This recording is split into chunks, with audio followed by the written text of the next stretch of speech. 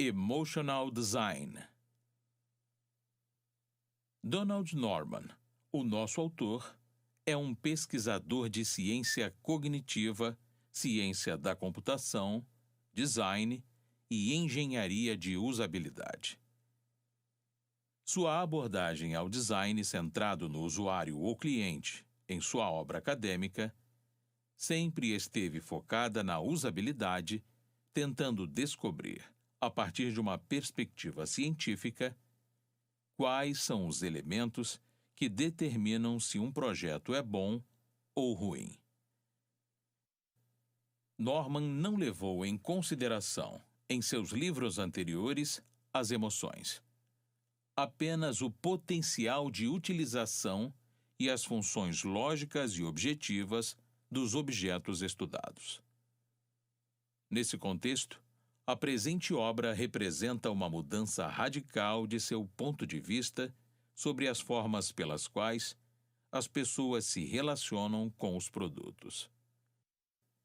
O autor agora afirma que existem diferentes aspectos emocionais que devem ser considerados, além dos elementos puramente lógicos e úteis. Isso significa dizer que as emoções e a cognição estão fortemente interligadas. E aí? Se interessou? Então venha conosco descobrir se a estética e a utilidade podem realmente caminhar juntas. Boa leitura. Objetos atrativos funcionam melhor. O autor inicia o livro explicando que o sistema afetivo funciona independentemente dos pensamentos conscientes, mas ambos são igualmente importantes e extremamente relacionados. A ideia de que a tomada de decisões, algo que se acreditava ser um processo totalmente lógico e racional, mostrou-se errada por estudos científicos que demonstraram como o sistema afetivo influencia as escolhas humanas, afetando-nos rapidamente acerca do que é bom ou ruim. Além disso, as pesquisas também evidenciaram que pessoas relaxadas e felizes são mais criativas e imaginativas em situações nas quais há problemas a serem resolvidos. Noam Trachtenski, um cientista israelense, realizou um experimento com caixas eletrônicos que tinham diferentes displays e controles. Ele descobriu que os caixas eletrônicos com uma aparência atraente pareciam funcionar melhor para as pessoas que os utilizavam. Antes de realizar sua experiência, 2 pesquisadores japoneses, Masaaki Kurozo e Kaori Kazimura, também conduziram essa experiência com usuários japoneses e tiveram resultados quase idênticos. Na verdade, Trachtenski não acreditava que os israelenses se importariam com a estética e achava que isso poderia ser algo cultural e específico dos japoneses. Todavia, ao contrário do que pensava, os usuários israelenses mostraram-se ainda mais inclinados a obter melhores resultados com caixas eletrônicos mais bonitos. Algumas pessoas pensam que as emoções foram deixadas para trás devido à evolução humana e a uma realidade social que parece privilegiar a racionalidade. Isso não poderia estar mais errado. As emoções são ainda muito importantes para as nossas vidas diárias e influenciam cada uma de nossas escolhas e preferências. Por exemplo, o estado comumente chamado de estar de bem com a vida incrementa a atividade cognitiva de nossas mentes, fazendo com que sejamos mais imaginativos, inventivos, criadores, inovadores, engenhosos e produtivos.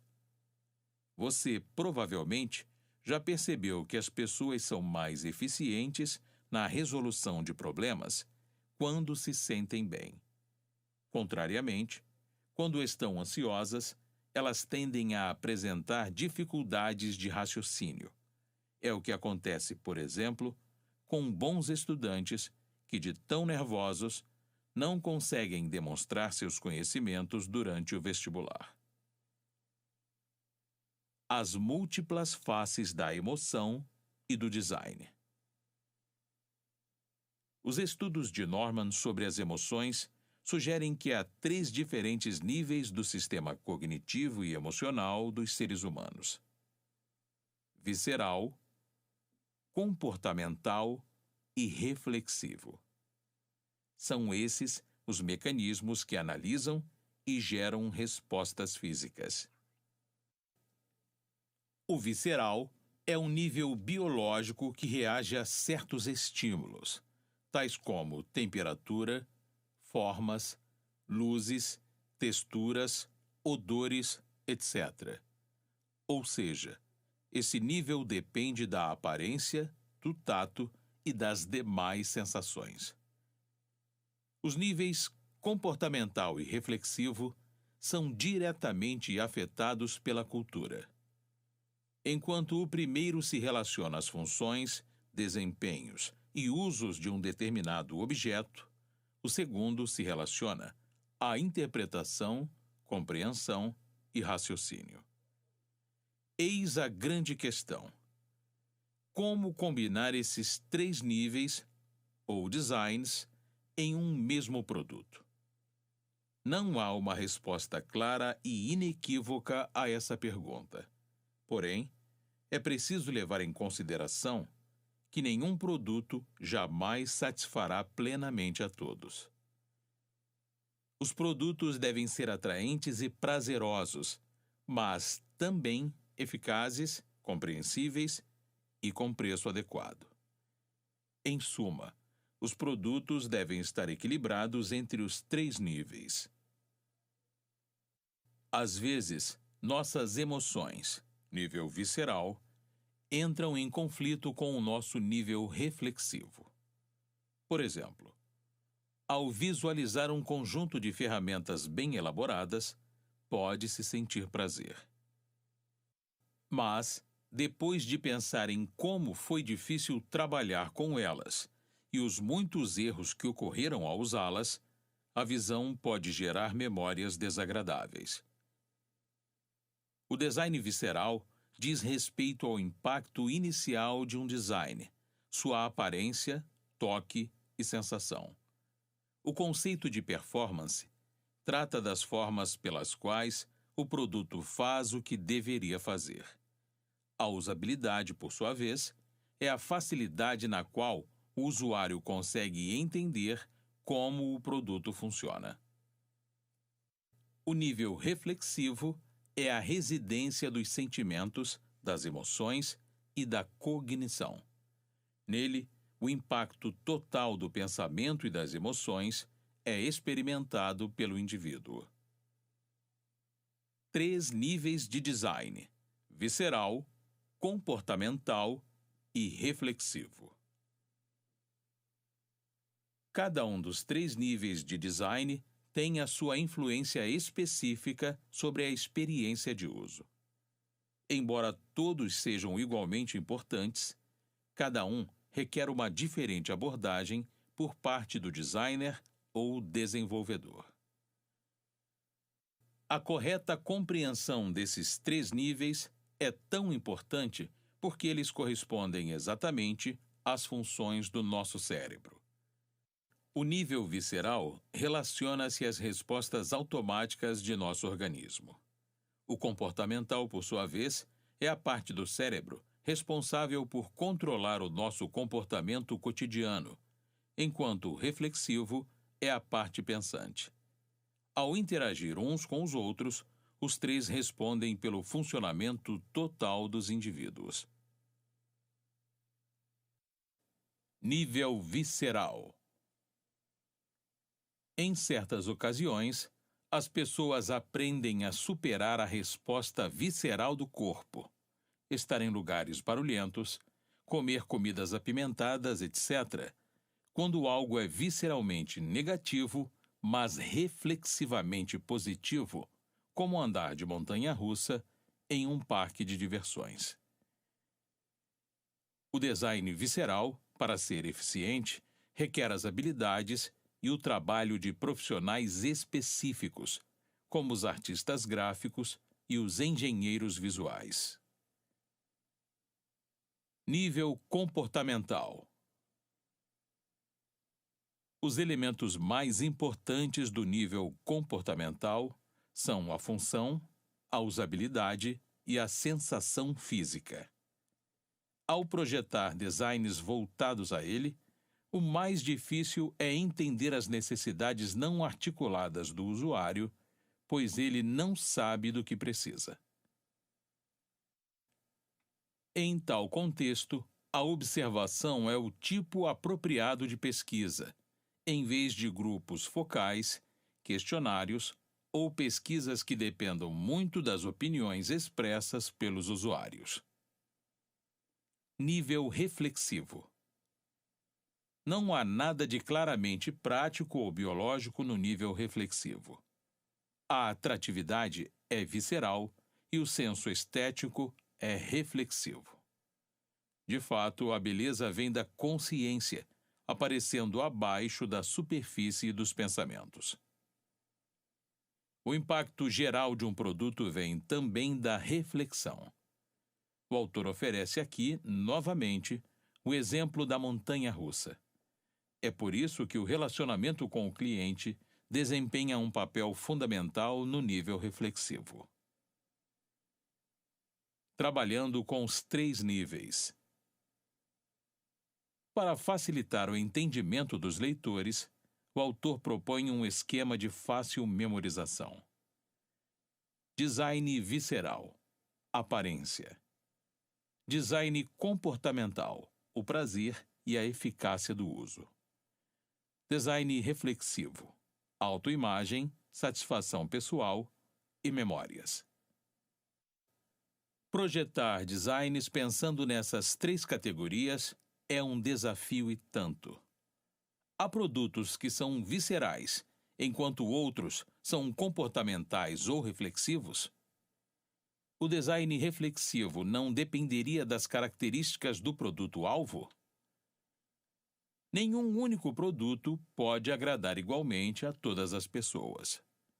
Em certas ocasiões, porém, um usuário que não aprecie determinado produto pode vir a gostar dele, como se dá com o paladar que se acostuma, com o tempo, com sabores amargos e azedos. Os produtos que são comercializados em todo o mundo só podem ser bem-sucedidos se não houver alternativas reais ou se reposicionarem seu apelo a diferentes pessoas por meio de publicidade e marketing. Marcas como Coca-Cola e Pepsi obtiveram sucesso global justamente por essas características. Por outro lado, muitos produtos se especializam e atendem a um público específico, como as revistas. De fato, existem inúmeros tipos diferentes de revistas, cada uma atendendo a um público específico. Objetos que evocam memórias. Sentimentos duradouros levam tempo para serem desenvolvidos. Sua aparência superficial e seu lado comportamental desempenham papéis relativamente menores para objetos que evocam essas memórias. Isso significa que objetos como os souvenirs, as populares lembrancinhas, por exemplo, podem não parecer obras de arte.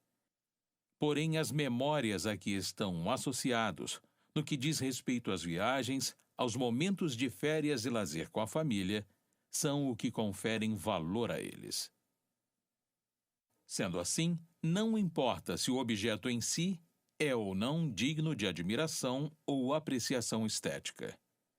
O que verdadeiramente se valoriza são as memórias a ele associadas, uma vez que todos nos apegamos aos itens que possuem uma associação pessoal significativa. Foco e criatividade. Tudo o que fazemos tem significado e valor, ou seja, é cognitivo e afetivo. O valor está sempre presente, seja positivo ou negativo, e muda a forma como pensamos. Quando uma pessoa está contente, ela se torna mais criativa e apta a ignorar problemas menores com o produto que está sendo projetado. Provavelmente, o produto será divertido e agradável.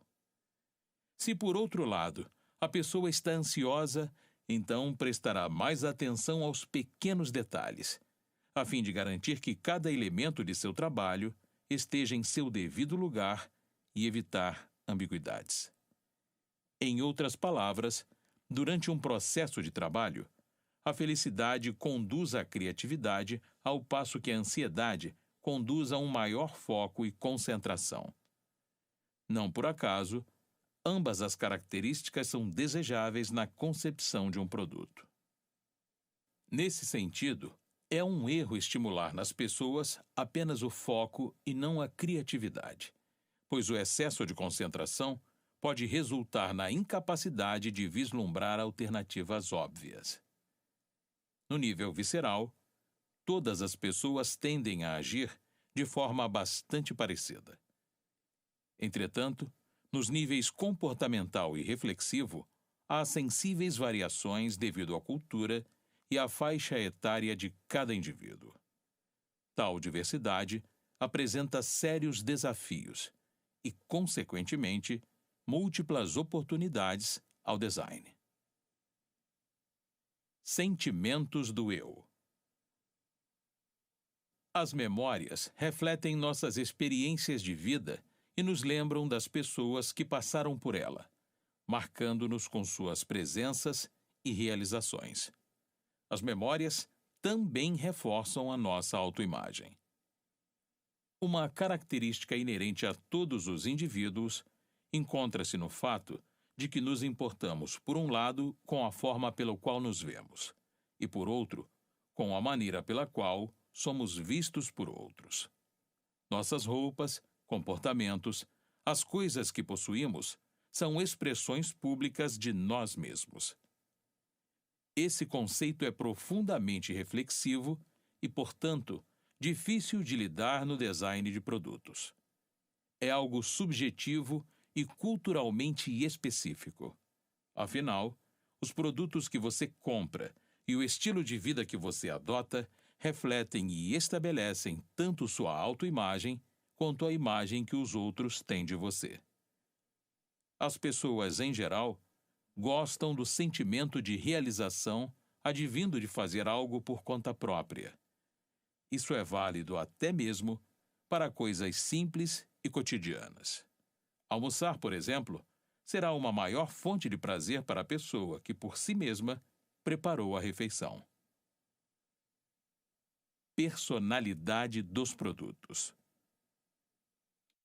Produtos e marcas têm personalidade. Ela reflete muitas decisões sobre como o produto se parece, se comporta e está posicionado no mercado, nas estratégias de marketing e nas ações publicitárias. Termos comumente utilizados como moda, estilo, fashion, etc., demonstram quão frágil é a construção da parte reflexiva do design. Diversão e jogos. Como manter, por muito tempo, a empolgação, o interesse e o prazer estético dos clientes. Assim como na literatura e na arte em geral, por meio da profundidade e riqueza das coisas. Dessa forma, é possível perceber algo diferente em cada experiência. Os produtos que dão alegria ao longo do tempo seguem, de modo geral, 3 passos. Em primeiro lugar, atraem o público por meio de uma promessa com forte carga emocional. Em segundo lugar, investem no relacionamento, cumprindo continuamente as promessas feitas. O último passo consiste no que Norman chama de plenitude, isto é, o encerramento da experiência de uma forma memorável. Pessoas, lugares e coisas. O nosso autor refere-se à tendência natural que nós, seres humanos, temos de atribuir emoções a pessoas e objetos. Sentir raiva do computador é um exemplo de como os indivíduos humanizam e interpretam, como animado, algo que não é. O nível reflexivo, conforme mencionado, é aquele que articula os eventos passados e, a partir deles, tira conclusões.